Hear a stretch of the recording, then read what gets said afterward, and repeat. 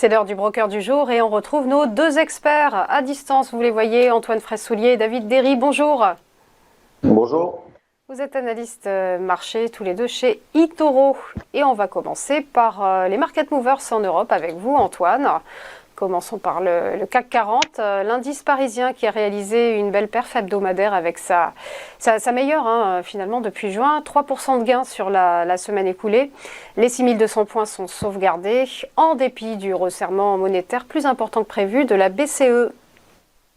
Oui, en effet, c'est vrai que dans l'ensemble, les places financières mondiales ont rebondi significativement la semaine dernière, malgré, comme vous l'avez dit, d'un resserrement plus important de la BCE, c'est-à-dire que l'on anticipait plutôt 0,25% de hausse de taux et c'est finalement 0,5%. Donc, ça a été de manière surprenante une hausse de taux plus importante que prévu, mais les marchés avaient anticipé un resserrement monétaire et donc ça n'a pas engendré une baisse importante le jour J, même on a rebondi et puis on a pris 3% la semaine dernière. Il y a eu aussi un catalyseur aussi pour les marchés, c'est le redémarrage du gazoduc Nord Stream 1 après plusieurs semaines de maintenance. Comme on aurait pu le craindre, le robinet n'a pas été complètement coupé par les Russes, même si le débit reste moins fort. Donc ça a permis au CAC 40 de repartir de l'avant. Il y a aussi des publications de résultats d'entreprise à l'image de Publicis et Thales qui ont relevé leurs prévisions de chiffre d'affaires pour l'année en cours. Et par conséquent, ça aussi, ça a été catalyseur haussier. Alors maintenant, quand on regarde graphiquement le CAC 40, on voit que on s'approche de la borne haute du canal baissier dans lequel le CAC évolue depuis le début de l'année.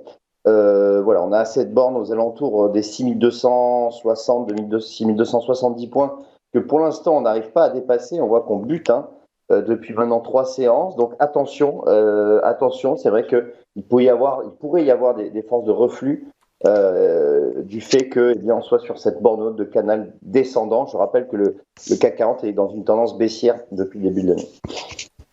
Évoquons à présent les résultats d'entreprise et notamment ceux de Faurecia. La valeur a progressé de 8% hier à la suite de résultats très satisfaisants de sa filiale Forvia.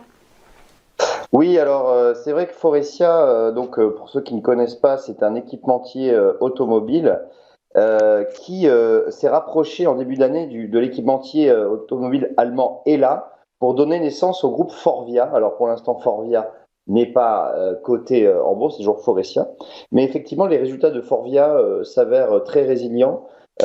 Sur les 6 premiers mois de l'année, donc résultat semestriel, on a un résultat opérationnel qui s'est inscrit à 426 millions d'euros, on attendait 410. Le groupe, alors c'est quand même sous le premier semestre 2021, donc c'est quand même une baisse du résultat opérationnel. Pourquoi? Parce que le groupe pâtit évidemment de l'environnement inflationniste il estime que l'impact brut total de l'inflation estimé à 500 millions d'euros au premier semestre. Malgré cela, le groupe a réussi à répercuter sur ses clients l'inflation à hauteur de 80%, donc ça c'est plutôt positif. Mais on a quand même une perte nette de 296 millions d'euros contre un bénéfice de 146 l'année dernière. Alors pourquoi le titre a fortement progressé? Parce qu'en fait les dirigeants ont été se sont montrés très confiants sur le reste de l'année. Les objectifs 2022 ont été confirmés. On attend un chiffre d'affaires compris entre 23 et 24 milliards d'euros. Et donc du coup, ça a plu aux investisseurs sur un titre qui a été fortement chahuté depuis le début de l'année, comme vous pouvez le voir. On a un titre qui a perdu plus de 60%. Donc on a un rebond technique. Est-ce que ce rebond va durer? On va voir. Déjà le titre perd 2% ce matin, donc ce n'est pas du tout sûr. Et on va quand même faire très attention car ce groupe appartient à un secteur qui est sinistré en bourse. On va poursuivre par les résultats de Dassault Systèmes qui sont tombés ce matin. Et là encore, les objectifs de croissance du chiffre d'affaires sont maintenus. Oui, alors effectivement, Dassault Systèmes, c'est plutôt positif comme résultat, car effectivement, le chiffre d'affaires est ressorti supérieur aux attentes à 1,38 milliard d'euros. Le résultat net a progressé de 20%. Donc ces résultats s'avère supérieur aux prévisions des dirigeants d'une part, mais aussi aux estimations des analystes.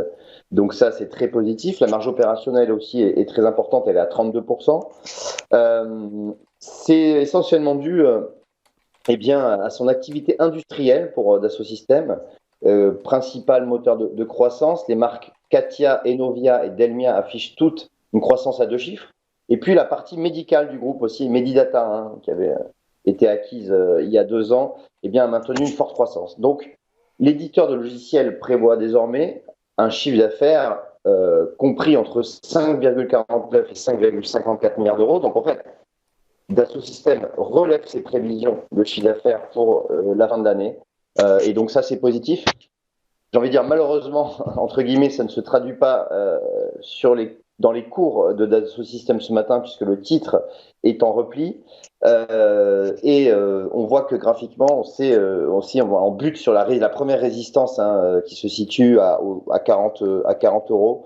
Eh bien, on bute sur cette résistance, on repart à la baisse, mais c'est vrai que Dassault Systèmes a bien progressé depuis ses points bas du mois de juin, comme vous pouvez le constater. Et donc, ce n'est pas étonnant aussi qu'on ait ce reflux sous cette résistance, mais je reste assez positif sur le titre pour le second semestre.